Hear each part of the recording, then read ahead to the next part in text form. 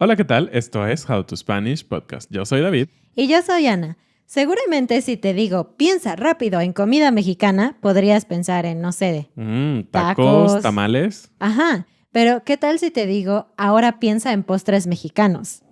Tal vez no conoces muchos y de eso te vamos a hablar en este episodio. How to Spanish Podcast is designed to help Spanish students improve their listening and vocabulary skills, and it's made possible thanks to our Patreon community. By joining the community, you can access the vocabulary guide and interactive transcript, bonus episodes, and monthly activities to practice your Spanish. If you would like to join the experience, go to patreon.com/howtospanishpodcast. Muchas gracias a nuestros nuevos patrones: Francis, Paddy, RJ, Daniel, Dean, Lauren, Joshka, Ken, Cristina, Amanda, Jen, El Chacal. Constance. Así es, este episodio seguimos con las cosas de la independencia de México, porque, como dijimos la semana pasada, estamos súper contentos de que este mes celebramos nuestra independencia. Y como bien dijimos, una parte muy importante es la comida que comemos durante estas celebraciones. Y parte de la comida obviamente es la comida salada o el platillo principal, como todo esto que dijimos, tacos y todo esto que es súper popular, que todo el mundo conoce sobre México, pero pensamos que tal vez no es tan conocido el tema de los postres. Y dijimos, momento, la cultura gastronómica dulce de México también es muy importante. Sí, quien no haya desayunado un cafecito con pan dulce no sabe lo que es la vida. Algunas personas dicen que prefieren morir que vivir sin pan dulce. Así lo he escuchado. Y de hecho, para nuestros amigos que nos están escuchando solamente en plataformas de podcast, queremos decirles, si tienes oportunidad de ver este video, velo, porque trajimos algunos de estos postres al video para que ustedes puedan verlo. La verdad es que cocinar algunos de estos postres es bastante complicado, así que lo que hicimos fue comprarlos en alguna tienda y los trajimos para mostrarlos. Pero no se preocupen, también se los vamos a describir y van a poder escuchar un poquito de cómo crujen algunos de ellos. Es delicioso. Y bueno, vamos a comenzar con los buñuelos. Es un postre muy crujiente y no es muy saludable porque es un postre frito y te lo voy a mostrar. Es un gran círculo que es casi del tamaño de mi cara, pero consiste en una masa que está frita y al final está espolvoreada con azúcar y canela. Es, como dije, muy crujiente. Y los buñuelos se hicieron populares en la época de la conquista, entonces realmente no son algo, digamos, prehispánico antes de que llegaran los españoles, pero sin duda son parte importante de hoy en día. Y de hecho, por el contrario, ni siquiera es 100% español. Se dice que es de origen árabe, porque como ustedes saben, los árabes estuvieron algún tiempo en España. Se cocinaba mezclando harina de trigo, agua, sal y huevo. Muy básico, ¿no? No es la gran cosa, realmente es simple. Sí, es, digamos, como cualquier tipo de harina que preparas, ¿no? Pero se freían en manteca de cerdo. De hecho, en muchas partes actualmente se utiliza otro tipo de aceite, no necesariamente manteca de cerdo. Pero algo que lo vuelve un postre muy muy dulce no es solo que está azucarado, que tiene esta mezcla de azúcar y canela, sino que tradicionalmente se sirve bañado de piloncillo o de miel de abeja. Entonces, aparte del azúcar, la canela y esto, tienes encima algo líquido que también lo vuelve algo un poco extraño y difícil de comer porque se vuelve pegajoso para tus manos, para tus labios y tus cachetes. Sí, y además, pues como escucharon o vieron, es crujiente, pero cuando lo mojas se convierte en algo chicloso. Y lo chicloso es algo que ya no es crujiente, que necesitas masticar muchas veces porque no fácilmente se deshace en tu boca. Y este tipo de buñuelos es muy popular que también los hagas en tu casa. En el caso de los que les mostramos, tienen una forma circular y tienen algunos orificios, y eso se hacen a través de moldes. Pero cuando tú los haces en casa, que es muy popular que las mamás se ponen con los hijos a prepararlos, ¿a quién no le tocó como niño mexicano hacer buñuelos con sus papás? A mí, y cuando fui adulta lo hice con tu mamá y es mucho trabajo. No lo hagan, por favor. No, sí háganlo. Es una gran experiencia. Y sí, yo recuerdo que muchas veces mi mamá nos pedía que le ayudáramos. Y obviamente pues no tienes este tipo de moldes o cosas para que tengan figuras los buñuelos. Entonces simplemente se hace una, digamos, hoja aplanada. Como una tortilla. Como una tortilla grandota o un hot cake gigante, tal vez puedes pensarlo así. Y pasa por el mismo proceso. Se fríe y se le ponen todas estas cosas dulces encima. Otro postre que de hecho es mucho más fácil de preparar que los buñuelos y que por lo tanto es muy común, no solamente en esta época del año, sino en general en cualquier lugar puedes encontrarlo, es el arroz con leche. Este postre mexicano es muy popular en varias partes del mundo como platillo mexicano, así que es probable que tú lo hayas comido o incluso que tú lo hayas cocinado. Si es así, déjanos un comentario y cuéntanos cuál es tu receta. Y bueno, este platillo tiene su origen en Asia. Y muchos de nosotros hoy en día sabemos pues que en Asia estas culturas comen mucho arroz, ¿no? Entonces pues no era extraño que también tuvieran un platillo que era dulce, no solo platillos salados para comer la comida. Y originalmente se preparaba un poquito diferente a lo que lo conocemos hoy en día aquí en México. Se preparaba con leche de coco, azúcar y mango. Suena muy rico, ¿no? Y bueno, esta mezcla, por lo que leímos, formaba una pasta realmente con el arroz. Entonces era una manera de comerlo un poquito diferente, aunque hoy en día también hay versiones un poco más pastosas en México. A mediados del siglo XIII, este platillo llegó a Francia, debido a que había pues mucho comercio en esas regiones. Después se extendió al resto de Europa, obviamente a España, y finalmente terminó llegando a México, aunque la forma en la que lo comemos aquí es un poquito diferente. Es interesante que según lo que pudimos leer, no estamos seguros, si tú eres de Francia, dime la verdad, este platillo era consumido por la gente noble, pero ya que llegó a otros países de Europa se volvió un platillo popular y en México también, que sepamos jamás se ha considerado un platillo muy lujoso ni nada así. Aquí en México lo preparamos cociendo el arroz con leche normal, leche de vaca, no de coco ni nada así, vainilla, canela y azúcar. Es muy muy rico, pero algunas personas le ponen pasas. Pasas, qué rico. No, las pasas son horribles. ¿Ustedes han tenido ese dilema?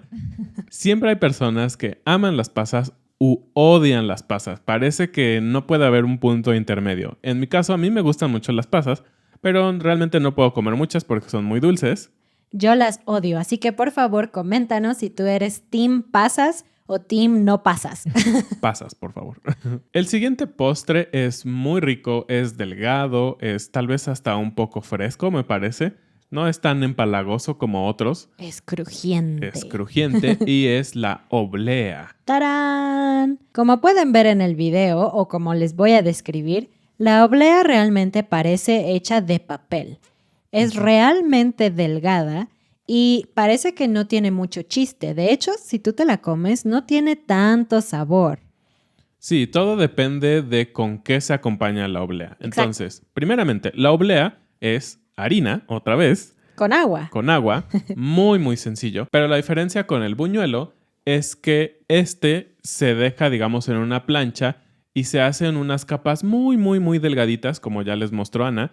Y también, como ya vimos hace un rato, los buñuelos pueden ser muy gordos. Entonces tienen, digamos, más harina y tienen más aire y diferentes cosas. Pero bueno, en el tema de la oblea, algo muy interesante es que se puede comer o se le ponen diferentes pequeños elementos que lo vuelven único y diferente. Pero no siempre fue así. Al principio era bastante simple, aunque sí, la masa tenía un poco de azúcar, entonces era algo dulce. Su origen empezó en los conventos de Europa. Otra vez, no es un postre únicamente mexicano, su origen es europeo y de hecho está muy relacionada con la oblea que se come durante las misas católicas. Que le llaman hostia. Pero bueno, en algún momento dejó de ser una cosa religiosa y se abrió al público. Y cuando esto sucedió, pues la gente le empezó a poner más sabor, más cositas así. Y allí fue en donde se añadieron estas cosas. Algunas personas le añadían miel, nueces, prácticamente cualquier cosa dulce adentro. Entonces tomaban una oblea, ponían el relleno dulce en el centro y otra oblea. Entonces era como una quesadilla dulce. Por ejemplo, la oblea que tenemos hoy en día con nosotros, patrocinada por... No, es cierto, no está patrocinada por nadie, pero de hecho las fabrican unos de nuestros vecinos y las distribuyen en la zona aquí de Querétaro. Es una deliciosa oblea de coco. Y como pueden ver, o si no pueden ver, les decimos, este coco está rallado, pero es un coco que está un poco caramelizado, entonces es bastante dulce. Además está pegado a la oblea por medio de chocolate blanco. Así que en la actualidad puedes encontrar obleas de prácticamente cualquier cosa. Sin embargo, si vas a los mercados de México, a los tianguis, ese tipo de lugares, es muy probable que encuentres la oblea en forma circular y de colores. muchos colores, porque es común agregar un poco de colorante. Puedes encontrar obleas rosas, rojas, moradas, verdes, del color que sea. Y una de las obleas más clásicas que puedes encontrar en México, o al menos que yo recuerdo cuando era niño, eran obleas que estaban rellenas de cajeta. ¿Te acuerdas? Oh, sí, son muy, muy deliciosas. A mí me encantan. Y de hecho, nuestro siguiente postre del que vamos a hablar es eso, la cajeta. Y bueno, ¿qué es la cajeta? La cajeta es nuestro perro. Sí, la cajeta. ¡Ijiji! Tenemos un perro que se llama Cajeta y elegimos ese nombre por este postre del que te vamos a hablar. Porque nuestro perro es color café y el postre es color café. Esta palabra en algunos países de América Latina, por ejemplo Argentina, es una mala palabra, pero en México no. La cajeta es un postre clásico y se encuentra en muchas partes de México. Prácticamente en cualquier tienda puedes conseguir cajeta. ¿Y qué es la cajeta? Bueno, no tenemos aquí un ejemplo físico, pero es una especie de mermelada, sería lo más cercano que podrías explicar. Está hecho a base de leche, que en México al menos casi siempre está hecho con leche de cabra y azúcar, mucha azúcar.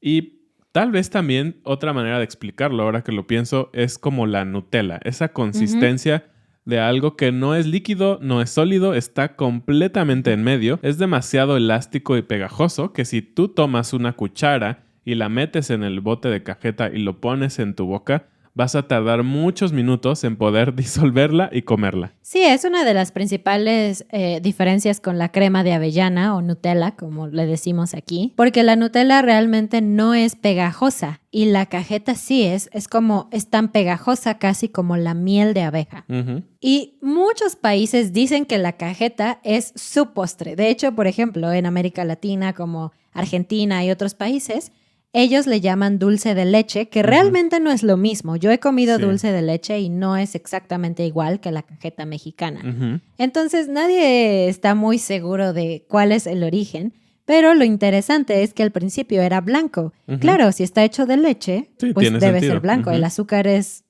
claro o blanco y luego la leche es blanca. Pero ¿por qué es café? Bueno, una parte es porque está un poco quemada, es como leche quemada, Ujú. pero también en México se agregó bicarbonato de sodio y eso le daba un color café. Y siendo un postre o un elemento de la cocina dulce muy popular, hay muchas historias al respecto de dónde salió la cajeta. Y uno de ellos es que a un chef, a un cocinero, que estaba preparando leche, se le fue el tiempo y se le fue la cabra, y entonces se le quemó la leche. Y al quemarse la leche, no sé si les ha pasado, se vuelve un poco oscura, ¿no? Y se empieza justamente a pegar en el utensilio en donde lo estás calentando, y de ahí también toma ese color tan particular de cuando algo se quema. Sin embargo, la historia más como aceptada es que este postre realmente es originario de Filipinas. Recuerdan que tuvimos un episodio sobre Filipinas y pues dijimos que Filipinas fue un territorio de España. Así que muchas cosas que existen en Filipinas se trajeron también a México y viceversa. Así que eso podría explicar cómo llegó la cajeta a nuestro país. Si nos has escuchado por un tiempo, sabes que vivimos en Querétaro. Y Querétaro está en una zona del país que se llama el Bajío. Así es, y en esta zona proliferaron mucho los conventos. Y en los conventos, como dijimos, fueron como esas personas que trajeron mucho de cómo se hacía la cajeta. Y de hecho ahora una ciudad en México que se llama la ciudad de Celaya, en el estado de Guanajuato, de hecho muy muy cerca de nuestra ciudad, prácticamente a 30 minutos en auto, es conocida como la ciudad de la cajeta. Todo el mundo sabe que si tú compras cajeta de Celaya, significa que va a ser una cajeta de muy buena calidad. Entonces, si ustedes alguna vez quieren probar buena cajeta y están en México, pidan que sea cajeta de Celaya. Muy bien, David, pues ahora es momento de hablar del siguiente postre, tarugo. Oye, no me digas así. Tarugo es una palabra que es considerada una forma de insulto, es como para decirle a alguien que es muy estúpido, muy tonto. Ujú. Pero tarugo también es el nombre de un dulce, específicamente un dulce hecho de tamarindo. Y de hecho tengo una pequeña muestra aquí en el video. Es una bolita roja o café que tiene encima azúcar y sal. Y es un poco picante, un poco agridulce por el sabor del tamarindo. Y huele muy, muy, muy rico. Su consistencia es chiclosa o pegajosa. Sí, y estos tarugos de tamarindo son muy, muy populares porque justamente llevan el tema de lo dulce a un tema picante. Y como hemos hablado, nos encanta comer cosas picantes. Los tamarindos también no son algo originario de México, pero se dieron muy bien cuando los españoles trajeron esta planta en toda la zona tropical de México. Y bueno, tenemos muchas zonas tropicales. Entonces, este tamarindo o este dulce de tamarindo se hace pues juntando los tamarindos y se hace como una gran masa muy chiclosa, como dijo Ana, y se le puede poner muchas cosas encima porque justamente su consistencia ayuda a que se le peguen las cosas. Claro, de hecho yo he probado 2 variedades al menos. Hay gente a la que le gustan más estas variedades mucho más dulces y a otros esta combinación de picante y dulce al mismo tiempo. He comido unas bolitas, yo le digo bolita de tamarindo porque no me gusta la palabra tarugo, pero una bolita de tamarindo color café. Si es color café, es muy probable que sea dulce, que está cubierta de una capa de azúcar. Y es muy rico porque aunque el tamarindo es un poquito dulce, realmente es ácido. Un poco ácido, sí. Entonces es una combinación muy interesante. Y la otra es una bolita color rojo. Si es rojo, tú sabes que es picante, porque de hecho está espolvoreada con chile y con sal. Sí, y algunas veces se mezcla con varios tipos de chile, como puede ser chamoy, chile piquín y tajín. Y bueno, aunque muchos de estos postres, como ya escuchaste, tienen su origen en Europa, en España, en Indonesia, etc., hay un postre que sí es como muy, muy, muy mexicano, ¿no? Y son las alegrías. Qué bonito nombre. Las alegrías de amaranto. El amaranto viene de una planta y es de estas cosas bien extrañas de la naturaleza y que como buenos mexicanos prehispánicos sabían aprovechar todo. Esta planta era el guanzontle y hoy en día se sigue comiendo platillos con esta planta y justamente se comen esas pequeñas bolitas que van a ser el amaranto, pero cuando todavía están en la planta simplemente son guanzontle. Después, esta planta cuando se seca se convierte en estas bolitas en el amaranto, que realmente es un cereal. Entonces es como una planta vegetal cereal. No sé, es una cosa muy, muy rara. Pero el amaranto casi siempre se utiliza en preparaciones dulces o como algo con un toque un poco crujiente, por ejemplo, para las ensaladas.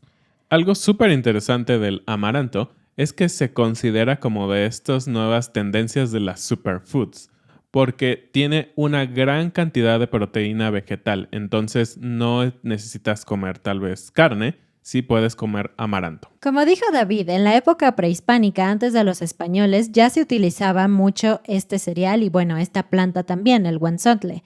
De hecho, era el 4º cultivo más importante solamente después del maíz, el frijol y la chía, así que era sumamente importante. De hecho, también se usaba como moneda de cambio, así de importante era.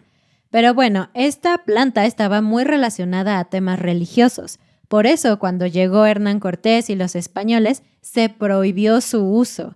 Y eso explica un poco por qué realmente el guanzontle no es tan comido en México. Sí es popular, sí la gente lo cocina, pero según yo no es como una parte básica de nuestra comida como lo es el maíz o incluso los frijoles. Pero bueno, dijimos que el postre se llamaba alegría de amaranto y hasta ahora solamente te explicamos qué es el amaranto, así que ¿cómo se forma una alegría? Se toma este cereal, estas pequeñas bolitas color blanco, son bolitas muy pequeñas color blanco, y se revuelven con algo pegajoso, como puede ser la miel, el azúcar o algún producto del agave también que se utilizaba antes. Y bueno, así logramos que estas bolitas estén pegadas unas con otras y se ponen en moldes, generalmente son cuadrados en México o las he comido también en forma redonda o circular. Y bueno, ya que se secó, queda como un bloque de este postre que a veces puede llevar ingredientes extra como pepitas o algunas otras semillas o chocolate, pasas también. Y es muy interesante porque aunque parece un bloque muy sólido, cuando te lo comes parece como un pan muy suave que se deshace y las bolitas salen volando por todo el cuarto. Otro postre que nos encanta a los mexicanos son las palanquetas. Y me acuerdo cuando era niño, en la escuela te daban un pequeño lunch de parte del gobierno, que era un cubito de leche, una galleta y una palanqueta. Entonces era pura azúcar. Y lo que más me gustaba a mí era la palanqueta, La palanqueta normalmente está hecha de cacahuate, pero puede tener diversas cosas o diversas semillas normalmente. Y como se hace esto es que ellos hacen una barra que junta a todas estas cosas a través de, digamos, miel de piloncillo o piloncillo líquido que después se vuelve sólido. Y se vuelve muy sólido. Oh, es casi imposible de masticar. Una de las principales causas de que los niños pierden los dientes en México son las palanquetas. Y puede funcionar de dos maneras. A veces simplemente se te cae el diente, pero a veces cuando tus papás quieren que ya se te caiga el diente, te dan este tipo de comidas duras. Eso pasa muchísimo en México. Entonces es una mezcla muy interesante porque es un sabor dulce del piloncillo y por otra parte tienes lo crujiente también de estas nueces o cacahuates y esto que realmente los sabores son más bien neutrales, pero ya con todo esto se vuelven muy deliciosos. Pues estos fueron todos los dulces de los que queríamos hablarte. Cuéntame cuál es tu dulce favorito o tal vez has probado otros dulces mexicanos. La frase del día es, se te va la cabra, que es algo que dijo David cuando hablamos de la cajeta. Dijo que al cocinero se le fue la cabra y entonces la leche se quemó. Y no hablamos literalmente de una cabra. Esta expresión se utiliza en México para decir que alguien está distraído o que se le olvidó algo. Así que espero que no se te vaya la cabra y que recuerdes visitar nuestro Instagram, también nuestra página de Patreon y nuestra página howtospanishpodcast.com. También queremos agradecer a otro grupo de nuevos patrones. Buenas Ondas, Robert, El Techo, Ana, Tracy, Sue, Seis, José, Jacob, Jared, Cheryl, Diana, Shurik. Nos vemos el siguiente lunes. Adiós. Adiós.